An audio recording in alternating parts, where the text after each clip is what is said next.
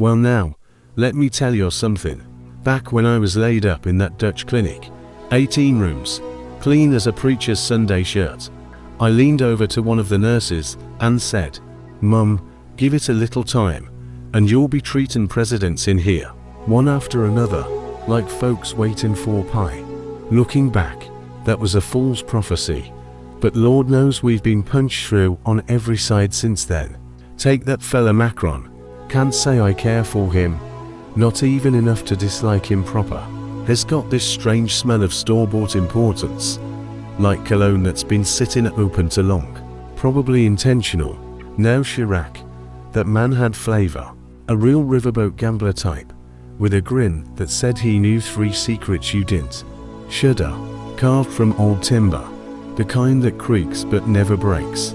Merkel, shy as a schoolgirl, stern as a schoolmaster, and looking just a touch like someone history books don't smile upon. The Spaniards and Portuguese slipped right past me like minnows in muddy water. Tourists, staff, their little tricks and tantrums. But the Italians, Lord have mercy. Something happened to that bunch, and he'll be switched if I know what. They're giving themselves away with such clumsy right-hand foolishness. It's almost sweet. Where'd the scheming go? The pomp, the opera marches. Turns out, they're all on the same wagon, ridden the same dusty trail.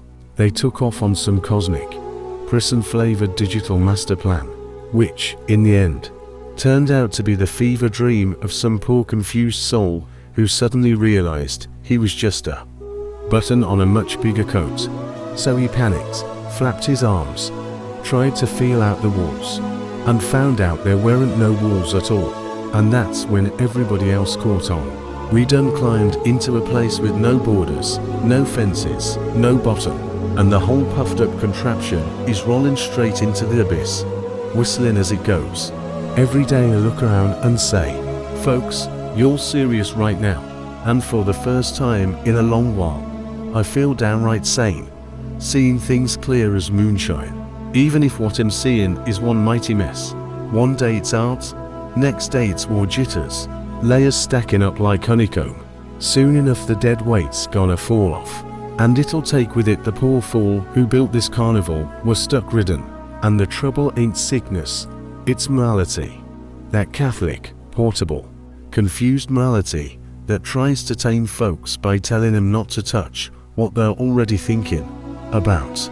And naturally, that just breeds more rituals, more kinks, more Prada Gabbana parades than a sane man can count.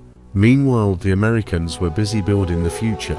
Plastic Kens, shiny suits, big teeth, big flags, big speeches. A president bright as a county fair. Crowds hollering. Kennedy-style euphoria. Then somewhere along the track, a little wheel slipped, tilted, and the whole train started spiraling like a drunk snake.